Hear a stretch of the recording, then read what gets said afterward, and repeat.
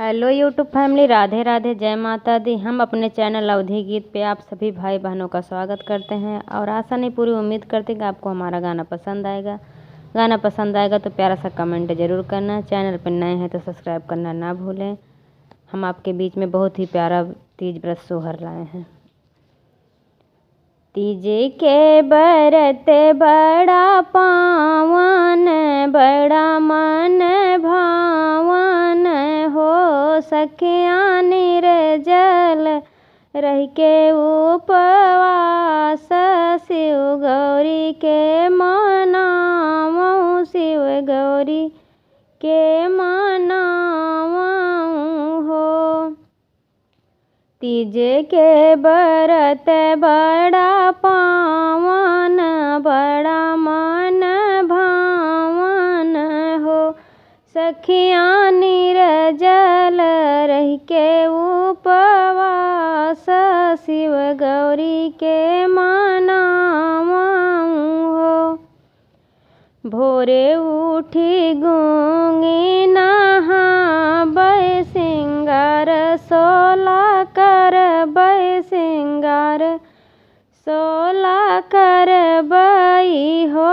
सखिया हथवा में मेहंदी रचउबै, महावर लगउबै हो।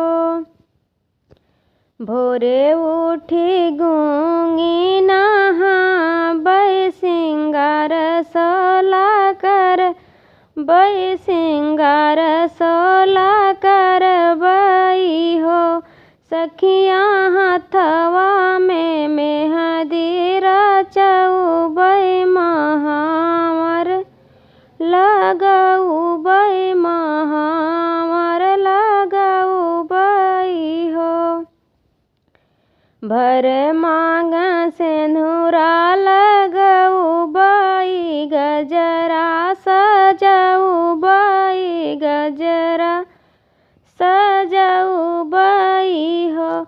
सखिया लाल लाल चूड़िया पहिरबै, सिंगार हम करबै, सिंगार हम करबै हो।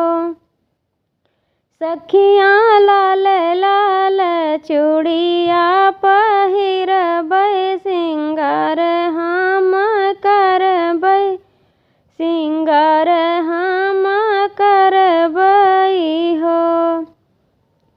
फूल बेल पतिया चढ़उबै, धूप दीप जलउबै, धूप दीप जलउबै हो।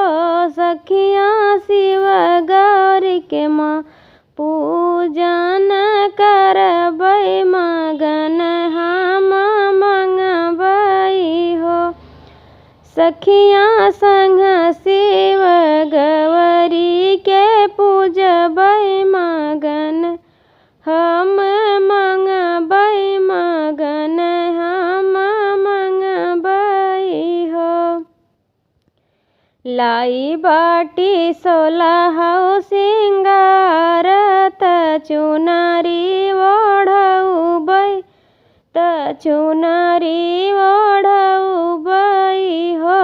सखिया मांगबै अमर यही बात, त पिया की उमरिया, त पिया की उमरिया हो।